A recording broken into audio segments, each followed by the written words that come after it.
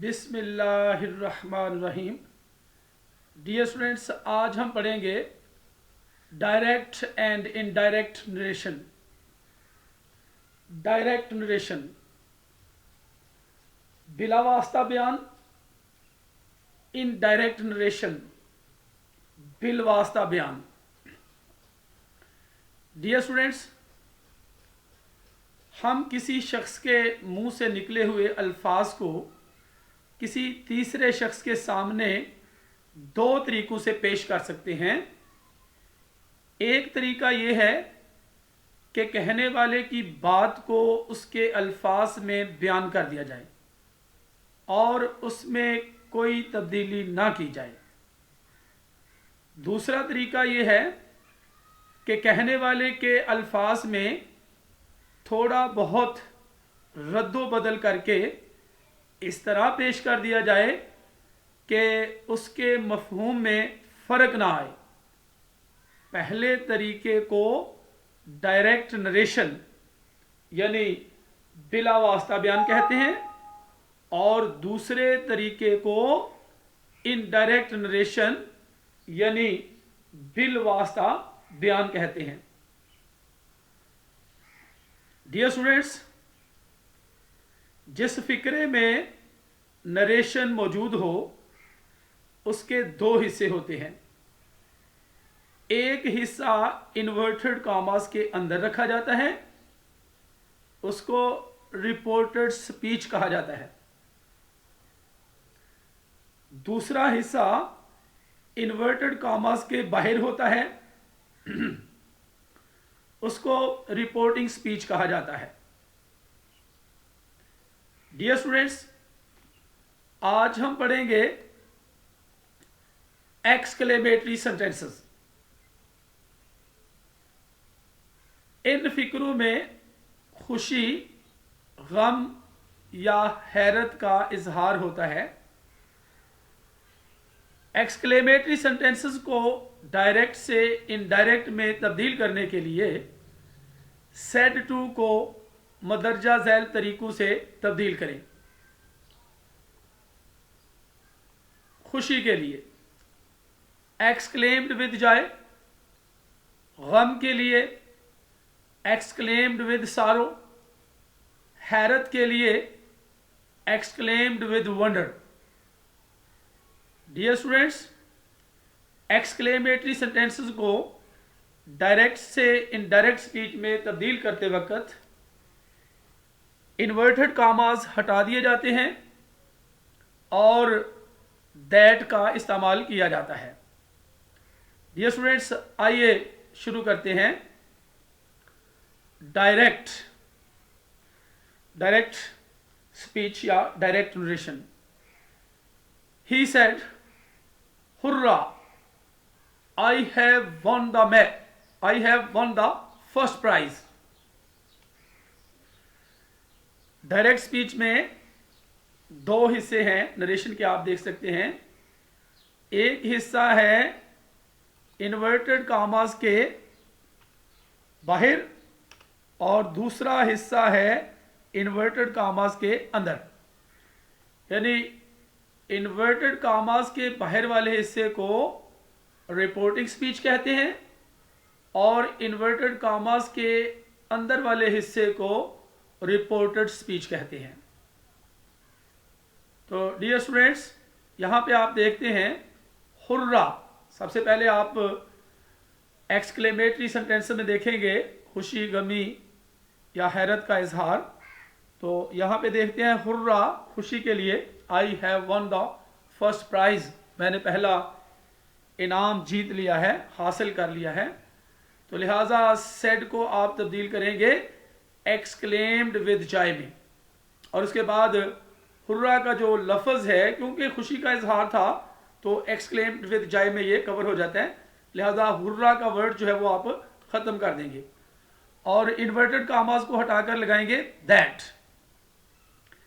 इसके बाद आप देखते हैं कि हर रिपोर्टेड स्पीच का सेंटेंस जो है उसमें हर सेंटेंस में प्रोनाउंस की तब्दीलियाँ होती हैं, ज़माने की तब्दीलियाँ, और अल्फाज की तब्दीलियाँ अगर हों तो, अगर रिपोर्टिंग स्पीच जो है पास्ट में हो तो ज़माने और मखसूस अल्फाज की तब्दीलियाँ भी होती हैं। तो लिहाजा सबसे पहले आप देखते हैं प्रोनाउन यहाँ पे आई है।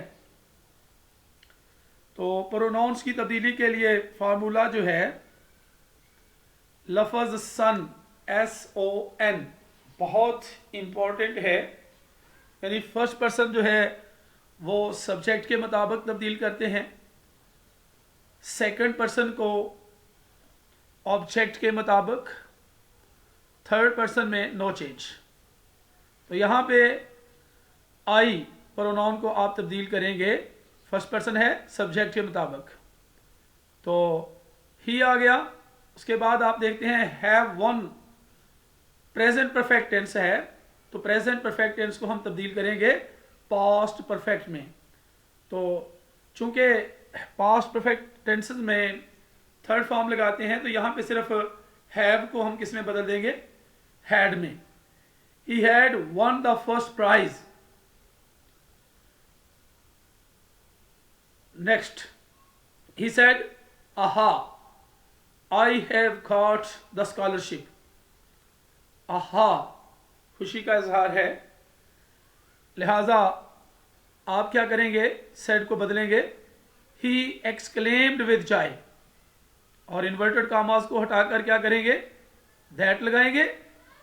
और आई चूंकि फर्स्ट पर्सन है तो सब्जेक्ट के रिपोर्टिंग स्पीच यानी ही के मुताबिक ही, और टेंस आप देखते हैं हैव गॉट, प्रेजेंट परफेक्ट है तो पास्ट परफेक्ट में तब्दील करेंगे, तो पास्ट में हैव को हैड में बदल देंगे।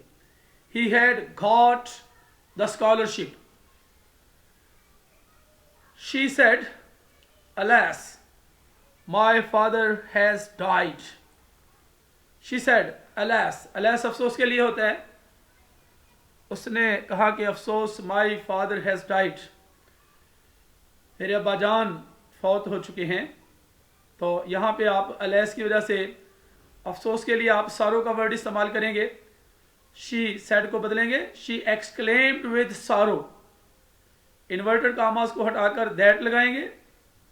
और माई फादर, यहाँ पे आप माई पॉजेसिव केस है तो शी यहाँ पे सब्जेक्ट है, फर्स्ट पर्सन है सब्जेक्ट के मुताबिक, तो किस में बदलेंगे, हर फादर में।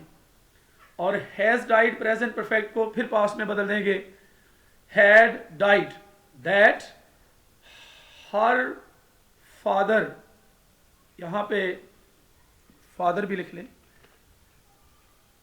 Father had died, that her father had died। तो इन्वर्टेड कामास जो हैं वो हटा दिए जाते हैं। Next, he said how high the mountain is। तो यहाँ पे ये सेंटेंस आप देख रहे हैं कि ये सवालिया फिक्रा नहीं है, हाउ से शुरू हुआ है लेकिन इसके एंड पे एक्सक्लेमेशन का इस्तेमाल किया गया है, एक्सक्लेमेशन मार्क का। लिहाजा ऐसे सेंटेंसेस जिनमें हैरानगी का इजहार हो उसमें हम क्या करते हैं, वंडर का वर्ड इस्तेमाल करते हैं, एक्सक्लेम्ड विद वंडर। तो यहाँ पे सेड को हम चेंज करेंगे, ही एक्सक्लेम्ड विद वंडर, यानी उसने हैरत से इजहार किया। तो इन्वर्टेड कामास को हटाकर आप क्या करेंगे, दैट लगाएंगे। तो जब ये सेंटेंस कहा जाता है how high the mountain is, यानी हमें पता चलता है कि हैरानगी है कि पहाड़ कितना ऊंचा है। तो लिहाजा यहाँ हम वेरी, वेरी का वर्ड जो है साथ इस्तेमाल करेंगे, दैट लगाएंगे, that the mountain is very high.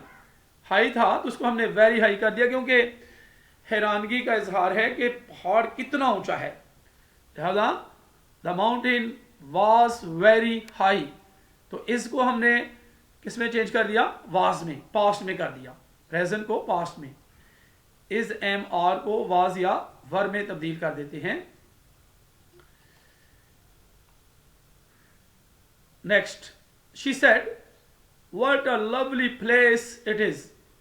फिर आप देख रहे हैं कि इसके एंड पे, सवालिया फिक्रों के एंड पे क्वेश्चन मार्क होता है, जबकि एक्सक्लेमेटरी सेंटेंसेस के एंड पे जो है एक्सक्लेमेशन मार्क का इस्तेमाल करते हैं, लिहाजा ये सवालिया फिक्रा नहीं है बल्कि एक्सक्लेमेटरी सेंटेंस है। What a lovely place it is. और दूसरी बात यह भी है कि सवालिया फिक्रों में क्वेश्चन वर्ड के बाद हेल्पिंग वर्ब का इस्तेमाल करते हैं, जबकि यहाँ पे आपको क्वेश्चन वर्ड का इस्तेमाल तो है, उसके बाद हेल्पिंग वर्ब नजर नहीं आता, लिहाजा एक्सक्लेमेटरी सेंटेंस है। तो सबसे पहले आप फिर देखते हैं कि ये इसमें हैरानगी का इजहार है, लिहाजा सेड को आप एक्सक्लेम्ड विद वंडर में तब्दील करेंगे। She exclaimed with wonder. उसके बाद इन्वर्टेड कामास को हटाकर दैट लगाएंगे और तो ये सिंपल सेंटेंस बन जाता है। It is a lovely place, यानी सवालिया फिक्रे को या एक्सक्लेमेटरी सेंटेंस को पहले आप सिंपल फॉर्म में लेके आएंगे, it is a lovely place. तो अजाफा आप इस बात का, क्योंकि इसमें हैरत का इजहार है, लिहाजा वेरी का आप अजाफा करेंगे दैट। इट और इसको आप पास्ट में ले जाएंगे क्योंकि रिपोर्टिंग स्पीच जो है वो पास्ट में है। It was a very lovely place, यानी वेरी का, क्योंकि हैरत का इजहार है, वंडर का इजहार है, लिहाजा वेरी का इस्तेमाल करेंगे। Next, he said alas my mother has died. ये स्टूडेंट्स यहाँ पे आप देखते हैं अलेस अफसोस का इजहार है, और बाकी बात जो है जब हम कहते हैं माई मदर हैज डाइड कि मेरी माँ मर चुकी है, प्रेजेंट परफेक्ट टेंस का इस्तेमाल है, तो हमें यहाँ पे अफसोस का इजहार नजर आता है, लिहाजा सेड को हम तब्दील करेंगे एक्सक्लेम्ड विद सारो में। डियर स्टूडेंट्स, आप सारोफुली या जॉयफुली का इस्तेमाल कर सकते हैं और वंडरफुली का भी कर सकते हैं, तो लिहाजा एक ही तरीका इस्तेमाल करें। अगर एक्सक्लेम्ड विद सारो करते हैं तो फिर सबके साथ exclaimed with Joy, exclaimed with wonder का करें, और अगर आप करते हैं जॉयफुली, सारोफुली, वंडरफुली, तो फिर उसी तरीके से करें। इस तरह से आपके लिए आसानी रहेगी, यानी स्पेलिंग की मिस्टेक नहीं होती और दूसरा आपके लिए आसानी रहती है। ही एक्सक्लेम्ड विद सारो, और इन्वर्टेड कामास को हटाकर दैट का इस्तेमाल, और माई मदर, चूंकि सब्जेक्ट ही है तो इसके मुताबिक हिज मदर, और प्रेजेंट परफेक्ट को पास्ट परफेक्ट में तब्दील कर दिया, had died. Next, he said alas he has missed the chance. उसने कहा कि अफसोस उसने मौका ज़ाया कर दिया है। तो यहाँ पे आप देखते हैं अलेस से भी हमें पता चल जाता है, तो आगे फर्दर जो है मजीद हमें पता चलता है ही हैज मिस्ड द चांस कि उसने एक मौका ज़ाया कर दिया है, अफसोस की बात है, लिहाजा सेड को हटाएं। He exclaimed with sorrow, inverted commas को हटाकर दैट का इस्तेमाल करें, और हैज मिस्ड के प्रेजेंट परफेक्ट को पास्ट परफेक्ट में तब्दील करें, that he had missed the chance. Next, she said alas my son has failed. यहाँ पे अलेस अफसोस का इजहार है। She exclaimed with sorrow, inverted commas को हटाकर दैट लगाएं, माई सन, तो आप देखते हैं कि माई फर्स्ट पर्सन है, पोजेसिव केस, तो फर्स्ट पर्सन सब्जेक्ट के मुताबिक तो क्या करेंगे, माई को चेंज कर देंगे हर सन में। हर सन हैज फेल्ड, प्रेजेंट परफेक्ट है तो क्या करेंगे, हैड फेल्ड। तो डियर स्टूडेंट्स, ऊपर ये ऊपर वाले सेंटेंस में आप देखें ही को हमने चेंज क्यों नहीं किया कि थर्ड पर्सन है, थर्ड पर्सन नो चेंज, ही है तो ही आएगा, शी है तो शी आएगा, यानी थर्ड पर्सन नो चेंज। तो यहां पे माई है फर्स्ट पर्सन सब्जेक्ट के मुताबिक, that her son had fail, कि उसका बेटा फेल हो चुका है। और next, he said alas I am ruined, अफसोस मैं तबाह हो गया हूं। तो अलेस से हमें पता चलता है कि अफसोस का इजहार है, लिहाजा सेड को आप तब्दील करेंगे ही एक्सक्लेम्ड विद सारो दैट, आई फर्स्ट पर्सन है सब्जेक्ट के मुताबिक ही, और एम को आप तब्दील करेंगे पास्ट में, वास ही के मुताबिक, ही वास रून्ड। Next, he said aha I have won the prize. यहां पे आप देखें आहा खुशी का इजहार है, लिहाजा सेड को आप तब्दील करेंगे एक्सक्लेम्ड विद जॉय में। ही exclaimed with Joy that, inverted commas को हटाकर दैट का इस्तेमाल करते हैं, और आई फर्स्ट पर्सन है सब्जेक्ट के मुताबिक, रिपोर्टिंग स्पीच के सब्जेक्ट के मुताबिक। ही और हैव वन कौन सा टेंस है? प्रेजेंट परफेक्ट, और उसको पास्ट परफेक्ट में हम तब्दील करेंगे तो पास्ट परफेक्ट में हैड का इस्तेमाल होगा। He had won the prize. Next, they said hurrah our team has won the match. Hurrah से हमें पता चलता है कि खुशी का इजहार है, और साथ ही साथ आप देखते हैं एक्सक्लेमेशन मार्क का इस्तेमाल भी है। अलैस हुर्रा आहा के बाद एक्सक्लेमेशन मार्क का इस्तेमाल करते हैं तो हमें पता चलता है कि एक्सक्लेमेटरी सेंटेंस है, लिहाजा हुर्रा को हम चेंज करते हैं एक्सक्लेम्ड विद जॉय में। तो लिहाजा दे एक्सक्लेम्ड विद जॉय, तो दे एक्सक्लेम्ड विद जॉय, और इन्वर्टेड कामास को हटाकर आप दैट लगा देंगे। That our team first person है, लिहाजा सब्जेक्ट के मुताबिक दे है रिपोर्टिंग स्पीच का सब्जेक्ट, तो लिहाजा क्या करेंगे इसको देयर टीम, और प्रेजेंट परफेक्ट है हैज वन द मैच, तो इसको पास्ट में कर देंगे had won the match. Next, they said alas we have lost the match. यहां पे अलास से हमें पता चलता है कि अफसोस का इजहार है, लिहाजा दे एक्सक्लेम्ड विद सारो, यानी सेड को आप एक्सक्लेम्ड विद सारो में तब्दील कर देंगे, और इन्वर्टेड कामास को हटाकर दैट का इस्तेमाल। वी जो है फर्स्ट पर्सन है, लिहाजा दे के मुताबिक दे आ जाएगा, और have lost the match present perfect tense को पास्ट परफेक्ट टेंस में बदल देंगे, had lost the match, that they had lost the match. Dear students, इसके साथ ही direct and indirect narration exclamatory sentences खत्म होते हैं। तो नेक्स्ट मिलते हैं अगली वीडियो में। अल्लाह हाफिज।